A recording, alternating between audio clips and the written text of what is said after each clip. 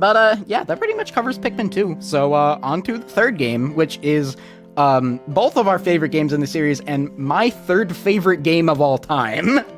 Ooh, nice. I will say Pikmin 3 is definitely up there in my top 5 list of best games ever. So my first Pikmin game was Pikmin 2. That was what I started with. Yeah, that was my first too. Then I played Pikmin 1, and then I remember getting into the series like just a little bit before the Wii U came out. So like that's so weird because my experience is exactly the same. I distinctly remember Pikmin 3 being announced, and I was really excited for it because it happened. It was like revealed and announced around the same time I was really starting to get into the series. That is exactly the same experience with me. And so I pre-ordered it, and I actually wasn't even home when I pre-ordered it. I was staying in another state with my cousin, and I actually went out of my way to pre-order it in his state, 3 hours away from my house, because I was just looking forward to the game that much. And I remember picking it up at launch day, and I played it, and I'm just like, okay, this was worth the wait. It was so worth it. Instantly, I knew this was going to be one of my favorite games ever. And I was right. Sure. I was right. And one thing that this game does is it makes the bosses a lot more of a big deal.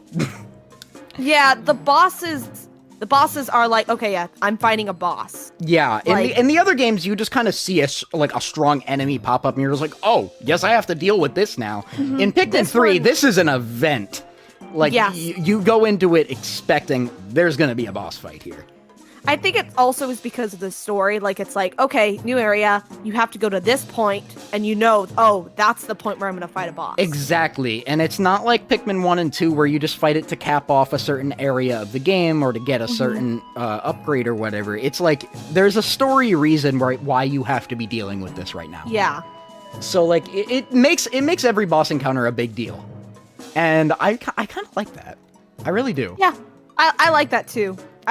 I will say I do miss the random stuff of like other games, like where randomly there'll be a thing, but I like how bosses really do matter in this game. Yeah. And just for that, I think they're kind of like, it's not that they're hard to compare, but like they do have a very different feel. Oh, for sure. So, starting with the Armored Mawdad, I think is that the name of it? Did I get that right? Yeah, Armored Mawdad. You're right, Armored Mawdad. All right, so, what do you think? The Armored Mawdad, I think is one of those bosses that you immediately know what the weak point is, at least in my experience, because you just get rocks, and there's an outer shell. And in my playthroughs, I never go for breaking the entire shell. I'll just break its tail, and then I'll just, like, throw or swarm Pikmin. Yeah. And then it's really, really easy, honestly. Okay, so here's my take on this. You're 100% right, and I completely agree with that. My counter argument, well, not so much a counter argument, because I'm not really refuting that, but like, I think that's actually a really clever use of like, because one thing that Pikmin 3 does more so than the other games kind of do this, like the Titan Dweevil is an example that kind of does it, but Pikmin 3 really emphasizes you need certain Pikmin types for certain situations. Where, like, in the other games, like, yes, you'll benefit from having certain types over others, but in Pikmin 3, you need them.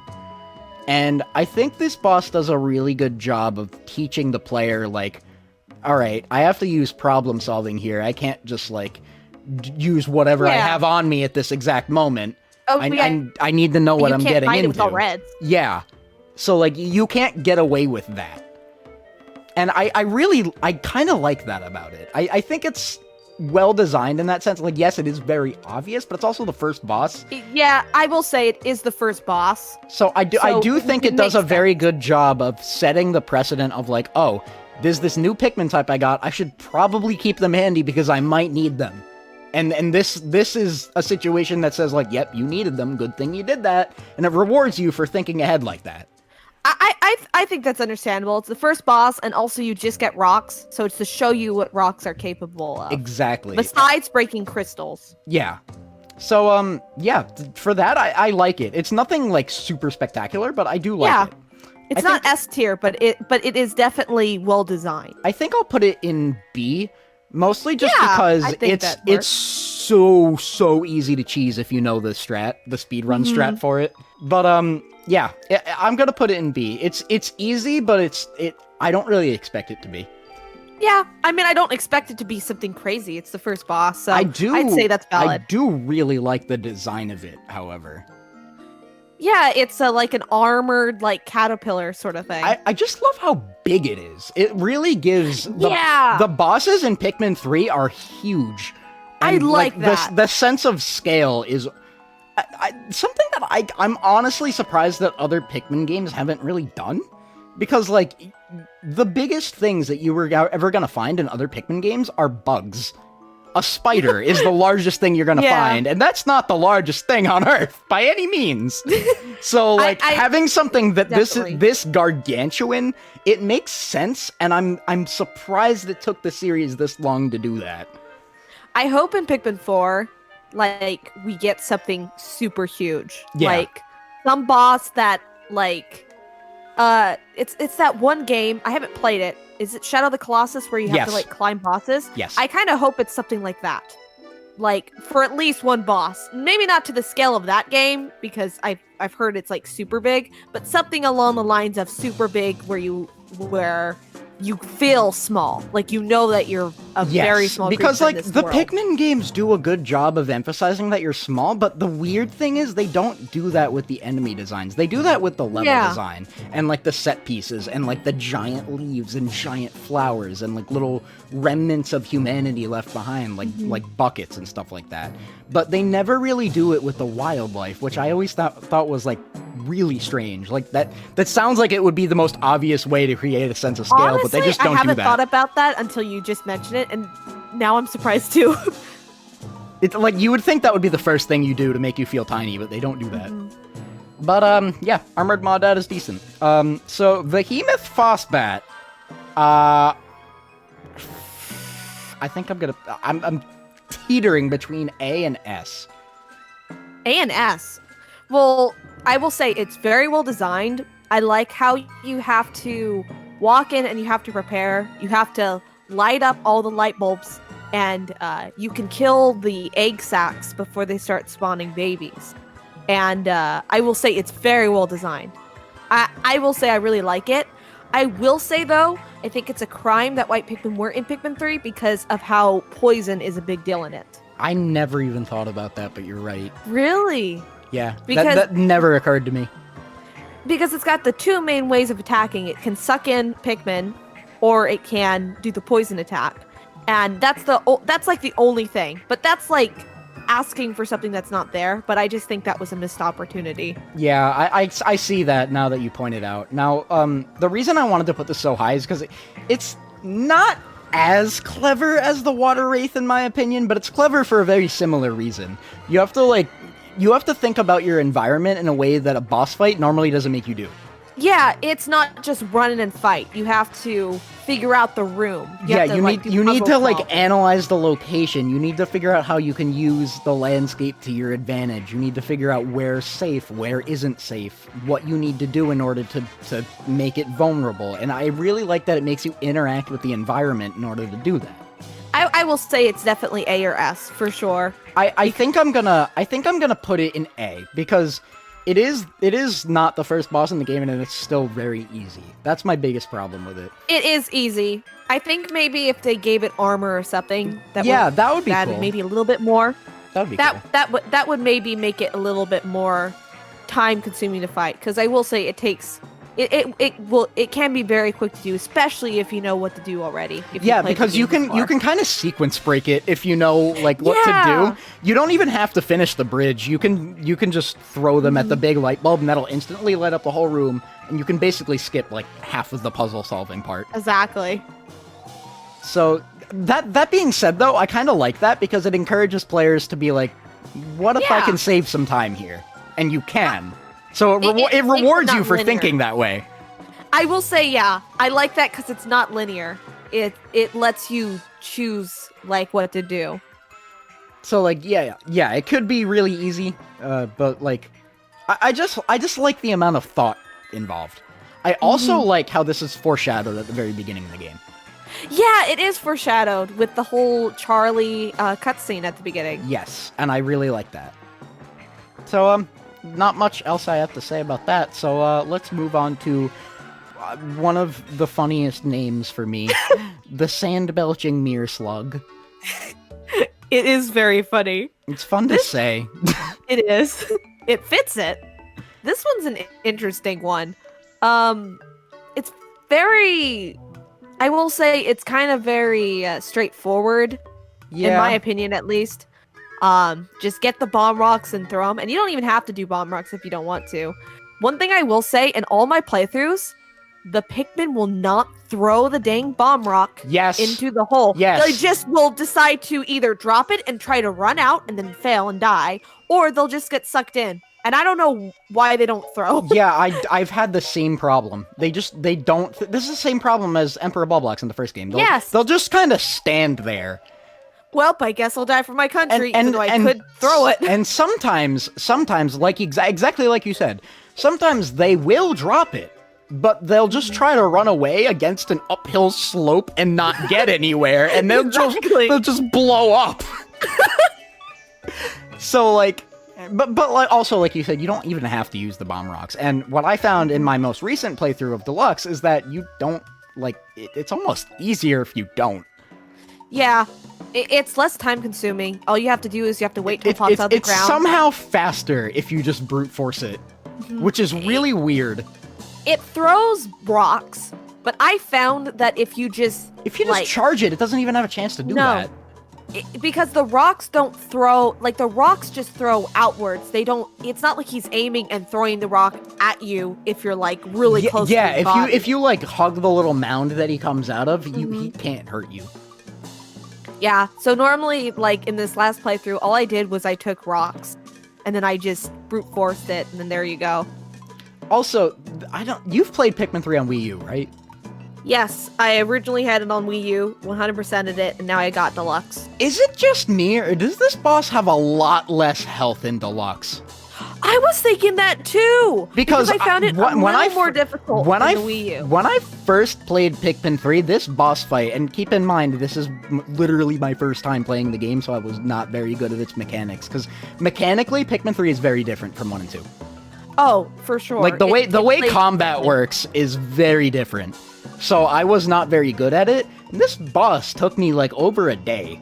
That actually happened with me the first time I played on Wii U. I don't know what it is. I will say that a lot of the bosses in Wii U, Pikmin 3, did take me over a day to do, but I never had that problem with Deluxe. It could be that I played it so many times, maybe. But I felt like... But, I also just did... I did the, like, in the fight bosses mode, and I refought this thing, and I beat it in, like, 20 seconds. And I saw the bell curve of, like, the rankings, and it looked like everybody was all the way up at, like, 20 seconds. Yeah. So, like, it's not like people are struggling with this. And I distinctly remember this boss taking a while the first time I played it on Wii U. And I will say, for the third boss, it's a shame that you can beat it so easily in Deluxe. I think that's what really knocks it down for me, is because in Deluxe, it's really easy. In Deluxe specifically, I don't even know if that's true. I have a feeling it has less health. I think it does, because especially when we both are playing on, like, the hard difficulty, and then I played on Ultra Spicy Spray as well, it wasn't... It was not harder. Because when I was playing Deluxe, I distinctly remember this boss taking a while, so what I did was I did literally everything else in the Tropical Wilds, and all in, like, the first day there, and I set the entire second day aside to worry about the boss, and I beat it and got it back to base before a quarter of the day was over. I feel like in Deluxe you can just do that. In the original, I felt like you definitely had to... Bosses just take a lot longer in Wii U. Mm-hmm. And I honestly think that they just changed how much health they have. And honestly, I don't like that. I honestly don't like that either. Because they made it way easier. Yeah, I will say that. Because the thing is, bosses are supposed to be hard. So for them to make it easier, especially when you're playing the hardest difficulty, makes no sense. Yeah, and I feel like that does just kind of hurt it. So I think I'm gonna put it in C, like the bottom of C. Yeah, that makes sense. Because, like, my problem with it is that it's, like, the only boss in Pikmin 3 that you can, like, brute force your way through. So that's the first thing. There's, like, very little strategy required. You can strategize it, but especially in Deluxe, it's outright more optimal to just brute force it. And also, it's just, I don't know what they did. I don't know what they changed. I don't know if they changed how much damage Pikmin do. I don't know if they changed how much health the boss have. But it just dies so fast in Deluxe. In general, I think that Pikmin 3 Deluxe is easier than Wii U. Even on the hardest difficulty, just in general. Especially the Olimar missions. Like, the Olimar missions are those easy. are pitiful. They're so easy. Ugh. There's only one that I considered even marginally difficult, and it's the second to last one of the post-game one. Is that the one where you have to find each other with Olimar and Louie? I think so. Yeah, that one took me a while to figure out. It's the one where you have, like, wings on Olimar's side and rocks on Louie's side, and you have to, like, throw them back and forth. That one was tricky. Yeah. Not even because it was hard, just because there was a lot to do and, like, within the time limit. Mm-hmm. But, like, even that, I still platinumed it first try, so, like... Yeah, it's so easy to platinum. But, yeah, that's... Pikmin 3 Deluxe it's a good game, it's a decent port, but I do think it's, like, a little bit too easy for its own good. Yeah. Which I guess is okay for newcomers, but they should have left hard mode actually hard. Yeah, I was so disappointed when they said we're gonna add new difficulty modes. I was so excited because Pikmin 3 is easy as it is, but then it's like, well, you're playing the hardest difficulty, but there's no differences. Yeah, we're playing the hardest difficulty, but it's still easier than when you played it the first time.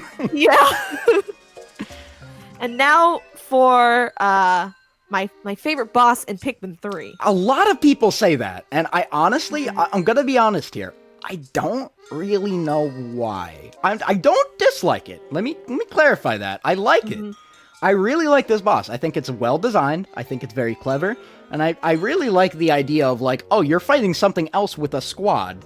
Kind of like you. That's clever. But so many people, I've seen so many people say, like, this is the best Pikmin boss of all time. And I'm just like, really? I won't say all time. Like, I agree that it's good, but is it... I agree that it's good, but really? Like, why do people go that far? Well, I will not say it's the best of all time. I mean, we have, like, not the Toady Boister, but the Raging Boister, and then we've got, Mr. Crazy Weird Man on Wheels, like, and then we got Evil Frog. Like, those are the best of the best. But, I will say I like this one for how it's all about, like, kind of music. Like, it's, like, conducting music. Yeah. And how it kind of, like, plays the heart. And I do like how it's designed. And it's cool. It's like you're on a tree trunk and then you have, like, this, like, king or queen of the land sort of thing. And I like that. I like how you have to, how that's not like, it's not you're not just fighting one enemy, you have it swarm. So you do have to, like, wait till the swarm is distracted and then attack it. Yeah, I agree with all of that. I honestly do. So, like, please know that I'm not hating on this boss. I'm really not. Oh, yeah. I really like it. But I have heard people consistently say that this is one of the best Pikmin bosses ever, and, like, this is the best one in the game by a significant amount. And I'm just like, is it really? It's good. It's a great boss fight, but, like, I don't understand why people praise it that much. It's not the best in the series, though. It's not the best in the series. I think people saying that haven't played the other Pikmin games. I get why they like it, but I don't get why they like it that much.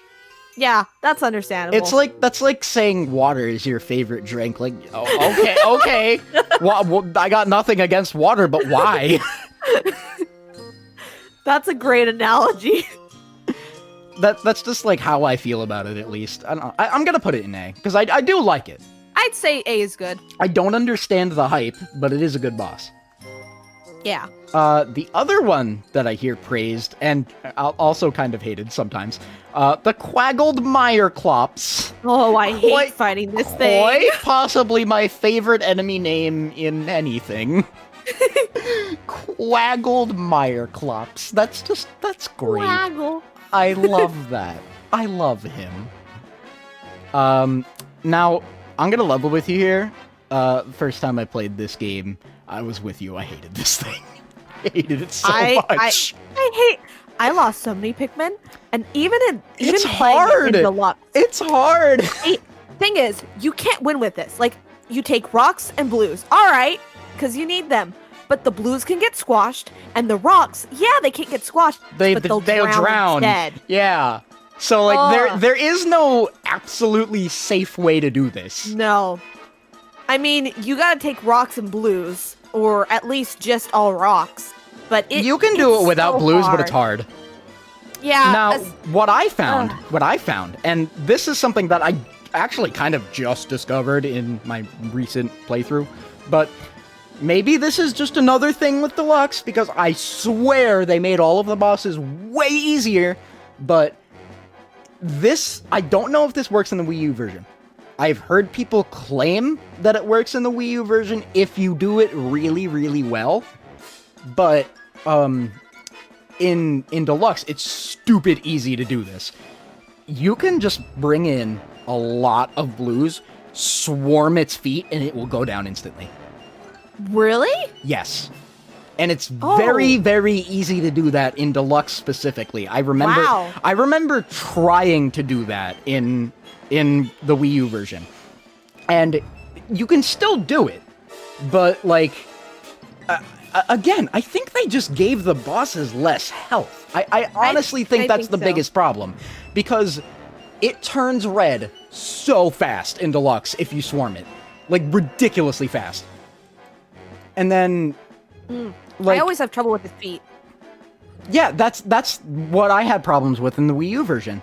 And if you swarm it, you can do it without like any of them dying, or without a lot of them dying. But you have to time it really well in the Wii U version. You have to do it like right when it puts its foot down, and you have to use like either a spray or use as many Pikmin as you can to get it down fast. But in Deluxe, it just downs itself easily, so quickly, because its feet just have so much less health. Wow. I never thought of doing that. I'm always too wary that they're gonna get squashed immediately. That's why I hated it the first time I played it, because I'm just like, all right, so if my experience with Shaggy Long Legs is an indication, I should not go anywhere near the feet. At least it doesn't have a gun. Yeah, thank God. Who thought that was okay? Honestly, I'm just glad that we don't see any more gun or I'm gonna drop a bomb rock on you like type of enemies in Pikmin 3. But honestly, I think I'm gonna put this in A, honestly. A? Yeah. Interesting. Because like I really like it. it's I will say it's well designed. It's a nice challenge. Frustrating. It's a nice challenge. And considering it's the second to last boss in the game, I think it deserves to be. Honestly, yeah. Because even in Pikmin 3 Deluxe, I think the most Pikmin I lost throughout the entire game was to this boss. Because it actually is kind of tricky. Now, I'd say that. This is something against Pikmin 3 Deluxe, because I really don't like this. 90% of the deaths I had during this fight in Deluxe were not my fault. Because, for whatever reason, they completely changed how lock-on mechanics work in Deluxe. Where I know what you're referring to. It no longer locks on to whatever your pointer is pointing at specifically. Now it just locks on to whatever it feels like. So, literally every single time I had it down and open to attack, I would try to lock onto the ball fruit thingy at the top, the weak point, and I would try to charge it, but every time I do that, for whatever reason, for like literally no reason whatsoever, my cursor could be literally on top of the fruit, and it will just snap to the foot whenever I hit the lock-on button. I I noticed that too.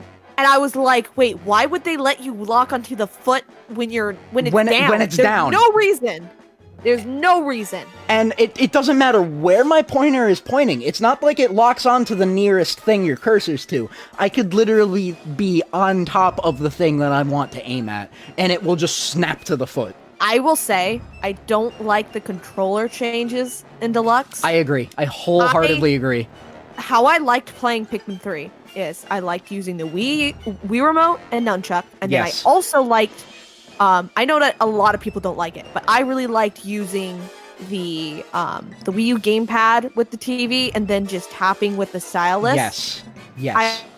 I think it's maybe because of how I draw, and I have a drawing tablet that's like kind of the similar sort of thing, but I really like that. Now, but in Pikmin 3 Deluxe, I didn't like the new controls. Had I played Pikmin 3 later, like as opposed to when it first came out, I honestly would probably play that same way, because do you want to know what my first exposure to Pikmin was, like actually playing it myself? What was that? Nintendo Land. Oh! And that's how Nintendo Land works. Yeah. So, had that, and I don't know if did you get Pikmin 3 at launch? Yes, I did. Alright, so you would know that control scheme didn't exist at launch. They added that. They added that in an update. When they added that, I was very excited, but I was disappointed that it wasn't there at launch. Yes. Because I had already beaten the game by the time that came out. Had that been a mode that existed when I first played the game, and I didn't get used to the other way of playing it, I probably would have played through the entire game like that. Yeah. Because I really like the controls in Nintendo Land, so like I would have loved that. But by the time they added that in an update, I was just like, I'm so used to the Wii remote, I feel like I'm just better at this point. So I never bothered. But yeah, like that is my biggest problem with this boss. It's not the boss's fault. It's because I don't like the controls in the Switch version. I had that same exact problem in my most recent playthrough of Deluxe. I also had that problem to a lesser extent. It wasn't as bad, but I did have that a little bit with the Scorchnet Maestro. Sometimes I'll try to lock onto it, and it'll just lock onto one of the little bees instead. I had the problem too. I just think that they should have had an option to either turn on the new lock-on or go back to the original. Yeah, the original lock-on was... Because, like, I get that not everybody is going to like the way that the camera changes and, like, zooms in on the enemy, but first of all, I feel like something is lost because that added a lot of character. Like, how it gives you, like, the enemy name and, like, analyzes them when you're locked on. I always thought that was really cool. You know what? I just realized, that is something missing from Deluxe. I totally forgot about. Yeah, I don't know why they removed that, because I really like that. I thought it added a lot of charm. They probably removed it because of the Picklepedia, but they could have had that and the Picklepedia. No one's complaining. I don't understand why they had the need to remove that. But, like, that's not even the main problem. The main problem is that it just doesn't work half the time. Like, the lock-on mechanics just, they don't lock on to what you want to lock onto.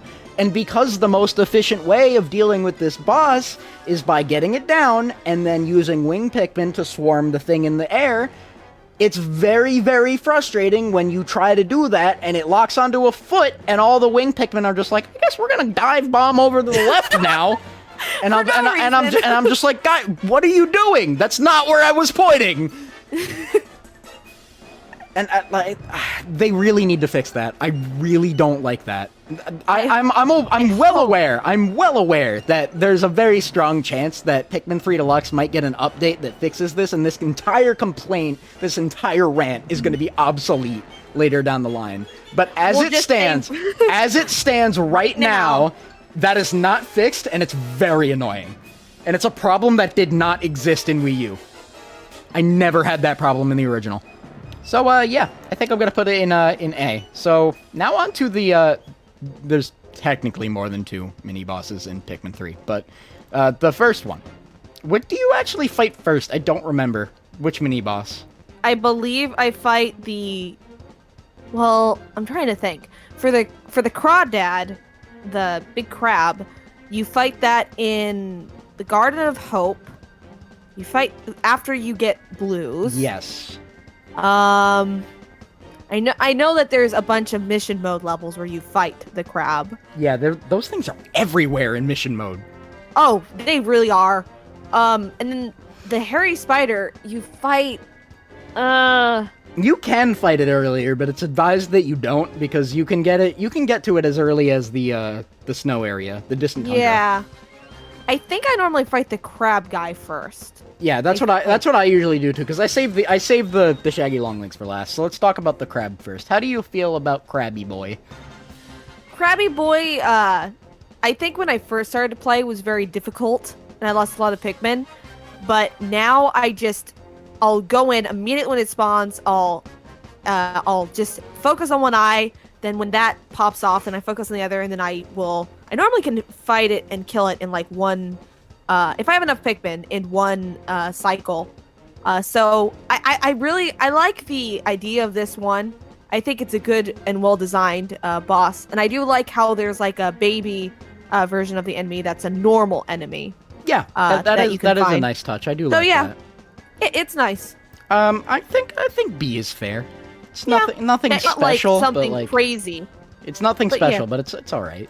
One thing is, and you said you one-cycled this? How? Yes. How? Because, like, okay, I don't know the specifics of this, but I swear this is very inconsistent. Sometimes it has a damage cap, and sometimes it does not. And I have no idea what dictates that. I will say that. I don't one-cycle it every time. And, like, sometimes I'll have, like, a squad. Sometimes I'll have a squad of 100, and I'll use a spray, and I'll throw when it flips over, I'll throw them all on its belly, and it'll just do so much damage so quick, and then all of a sudden it'll get like a third of the way down and just stop. Like there's just like a hard damage limit. I mostly fight it with 2 cycles, but there has been times where I fight it with 1 cycle, and I think I was using all blues. I think that's what I do too, and for the most part, it usually takes me 3. Not because I have a hard time with it, but because it just stops letting me do damage after a certain point. It does do that sometimes, I don't know why that is, though, because, like you said, I've one-cycled it too, and I have no idea how. It's very inconsistent. It's very fickle. I don't know what dictates when it has a damage cap and when it doesn't. I don't know if that's a glitch. I don't know if you're even supposed to be able to one-cycle it, but you can, and it's very inconsistent, and I have no idea why. I'm not sure. Maybe it's like a random chance sort of thing. I don't know. That would be a weird design. But like even the damage cap itself isn't consistent. Like sometimes, like I said before, sometimes it'll be a third. Other times it'll be like dead center half, like exactly half. Yes, I've had the same thing. I can't tell what is determining why it's not letting me do damage. I don't know if my timing is just off. I don't know if different ones have different properties. I don't know what it is, but they're never the same. It's always inconsistent. I will say that. It is frustrating how inconsistent it is, because in mission mode, whenever one of these pops up, it can either go pretty quick or it can go like, oh crap. Well, you can either one cycle it or it could take 3 cycles for no discernible reason. Yeah. I thought that was just me or something. I didn't know that other people experience that too. Yeah, I don't know why it does that. But it's just, I mean, it's not that big of a deal, because even with 3 cycles, it doesn't take that long. Yeah, but it's not like a difficult enemy. It's really not, but like, I just don't understand why that happens.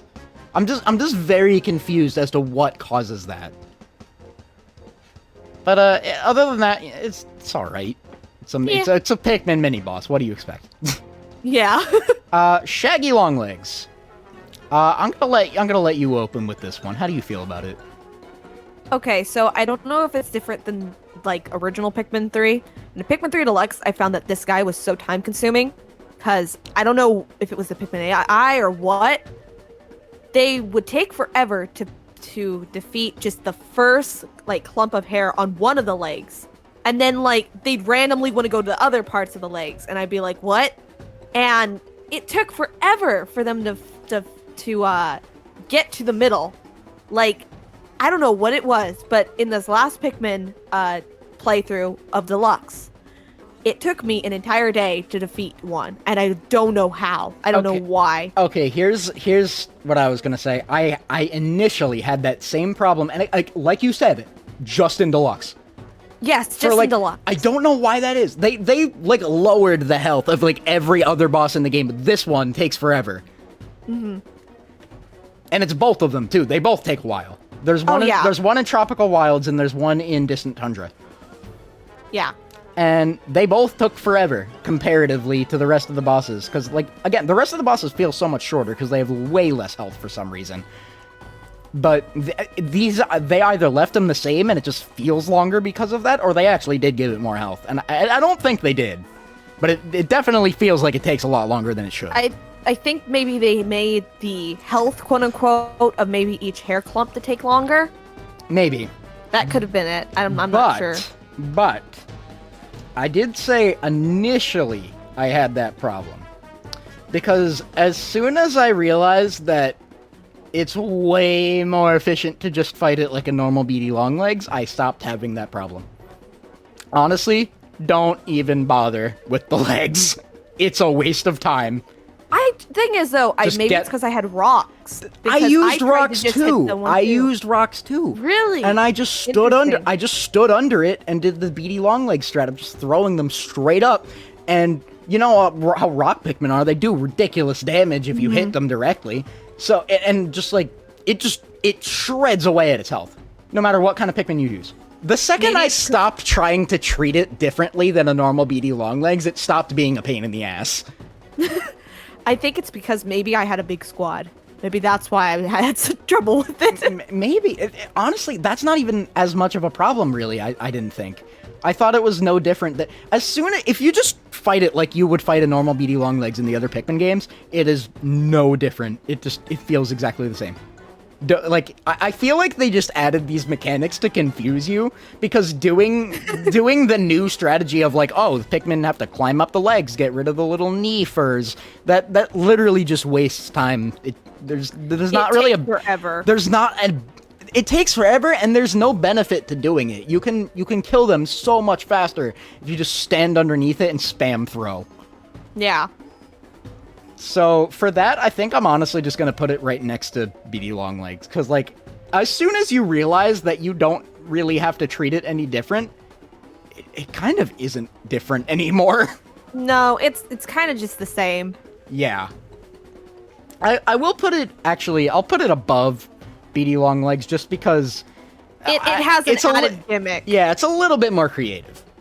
That being said, as soon as you realize that you just fight it exactly the same and it's no different whatsoever, there's no reason for it to be there. It's just cosmetic. But, all right. It's all right. Now we're going to go for another one. The final one for Pikmin 3. Controversial opinion time. This is my favorite final boss in the series. Oh my gosh! You have the same opinion as me! Yep. Nice. And long-time viewers of mine will know this. A long time ago, I made a top 10 favorite final bosses video, and the Plasm Wraith was on there. I love how it acts like the, I don't know why I can't think, the Water Wraith. It acts like the Water Wraith, how you have to, and it can take you several days, especially if it's your first time playing. When I first played this game, it took me like four or 5 days. Yeah. I love that, though, how it's not like, okay, here's a final boss, fight it in one day, you're done with the game. No, you really have to think, because you got 3 captains, you have to make sure you have the right Pikmin types, and it's like a dungeon. It acts like a dungeon. It's also the only time in the entire series where you actually have to worry about which captain you're using. Yes, you have to use Brittany. In every other situation, it doesn't matter, but you specifically have to use Brittany for this. Mm-hmm.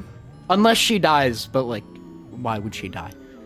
I've never had a captain die, except for maybe Pikmin 2. But Pikmin 3 wise, I've never had a captain. Pikmin 2 is also really mean, so that's understandable. Yeah. Oh, that reminds me. That just reminded me.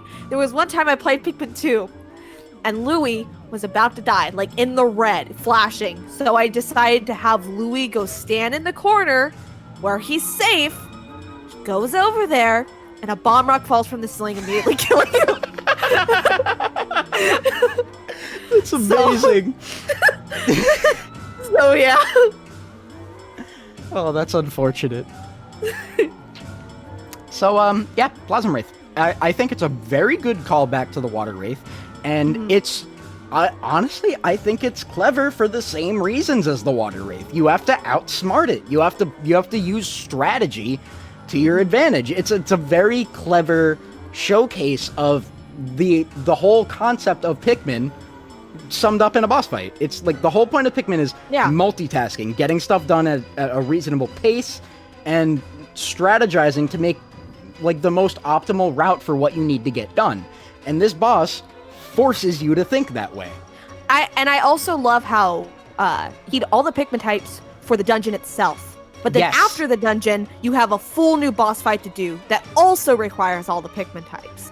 Yes, I mean, you could use well, you could use all like rocks or something, but like it incorporates all the elements. Low-key, that's what I've always done. I always just go in with 100 rocks. I've always gone with all the Pikmin types.